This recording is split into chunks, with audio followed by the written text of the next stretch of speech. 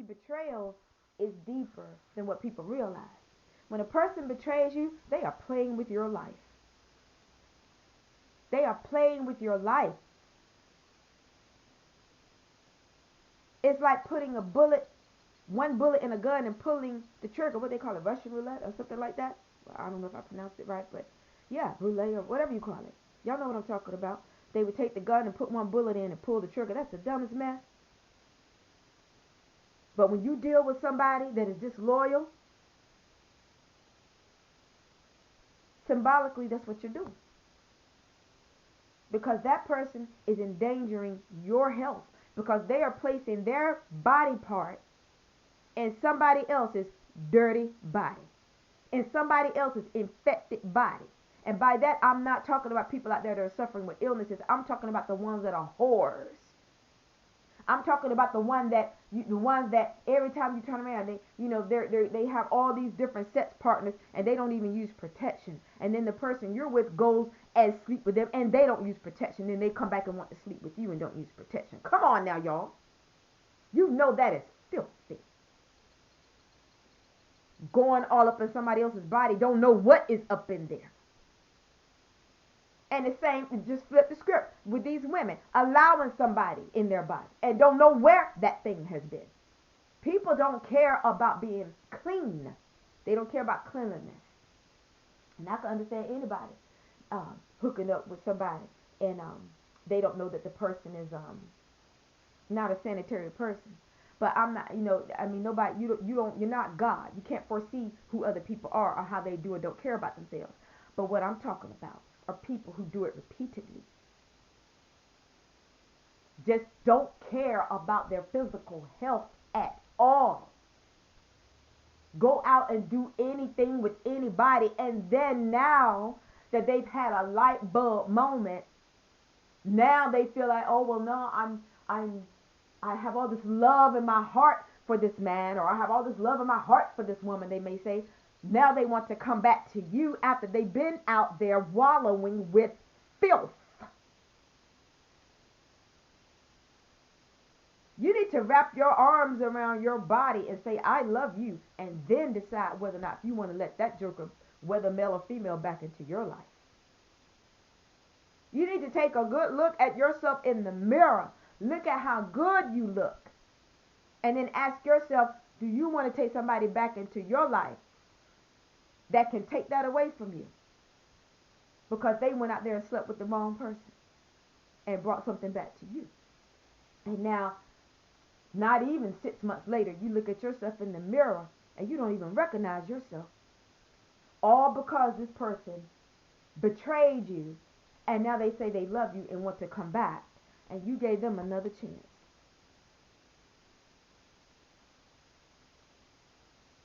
When people betray you and they're disloyal, I say give them what they want. Evidently, they wanted the relationship to end. Oh, they'll come back and say, I didn't want it to end. I didn't want to. Well, if you didn't want it to end, I would say, and if you didn't want to lose the person, why did you gamble the person? Why did you gamble the relationship? Well, I can tell you why they did it. The tempter. Temptation. Lust. See, Satan is the tempter. God doesn't tempt anybody. God tests people. He tests the loyalty of people to other people. Satan is the one that tempts people. Satan is the one that dangles, I believe, other people in other people's faces to tempt them if that person is not wicked, if that person doesn't dangle themselves, what I'm going to say.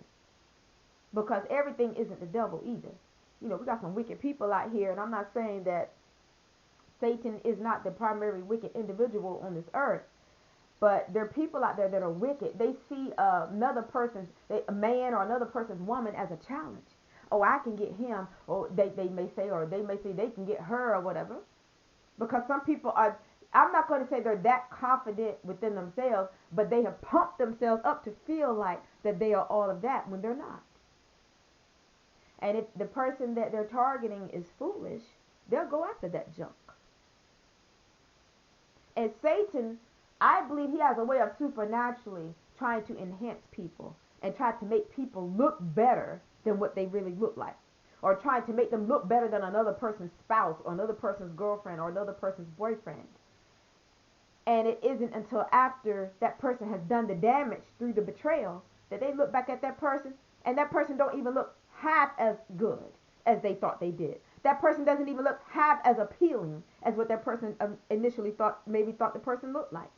But it was just because it was the introduction of something new, and because perhaps there were satanic forces at play.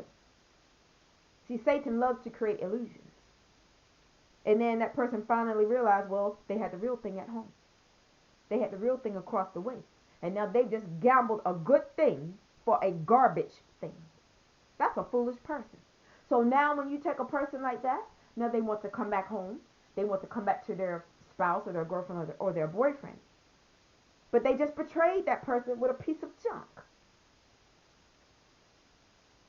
They gambled that person. That's the value that they placed on you when they cheated on you, when they betrayed you or whatever. It could be a friendship. It doesn't have to be a relationship, but I'm just, I focus sometimes around relationships because I feel like that's what has ultimately destroyed or helped almost destroy a lot of people's lives. Or toxic relationships, toxic people, disloyal people. For some reason, people that are loyal don't seem to cross paths too many times with other loyal people. They will cross paths with a snake. As somebody that does not value them nor the relationship, until they make a horrific mistake and realize that, well, the grass was not greener. No, it wasn't greener. But Satan can create an illusion.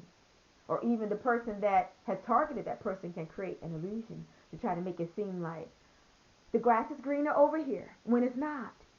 I got to tell y'all something. The devil is a liar. The devil is a liar. And the father of it. He's the father of lies. Master of illusion. See, an illusion is something created to make something look a certain way that it isn't. So now, we got to go back to witchcraft and stuff like that. A lot of people out there are dabbling in witchcraft, Satanism, voodoo, and all this different stuff that is demonic. That stuff is demonic. I've always known that witchcraft and all that stuff was demonic. Always. I've always, shunned that because I always knew it was demonic because, pretty much for the bulk of my life, I've always had a knowledge of the Holy Scriptures. And I thought everybody knew that, but I guess that was my naive way of thinking by me being so young, but back in the day. But I'm just saying, I would think that everybody knew that stuff is satanic. If the power doesn't come from God, it comes from Satan. To me, it seems like witchcraft tries to mock the power of God. God naturally is powerful. And Satan, he has power too, but he is evil. I'm hearing he uses it for evil purposes. And believe me when I tell you that I do believe the devil has the power to make people look better than what they actually do. I don't know if you would call it disillusion or illusion or whatever.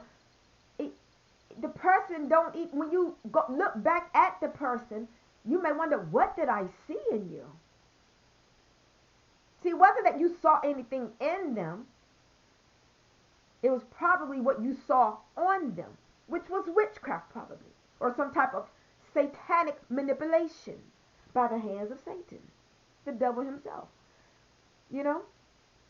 And yes, Satan has workers out there, demons, to do his work, but I think sometimes the devil himself targets some folk, especially people that are anointed or people that are chosen. I think he wants to personalize your attacks. I'm just saying, nobody has to believe what I believe, but I believe the devil himself targets certain folk. That's how heavily anointed you are. That's how heavily chosen you are, or specifically chosen, word it that way. The Bible says that the devil himself entered Judas. Don't think that the devil can't do today what he did back in Jesus' day. I believe the devil himself most likely enters a lot of these folk that have betrayed many of us, because he made it personal. He wanted to make it a personal attack. Like, I'm personally going to attack you. I'm not trying to paraphrase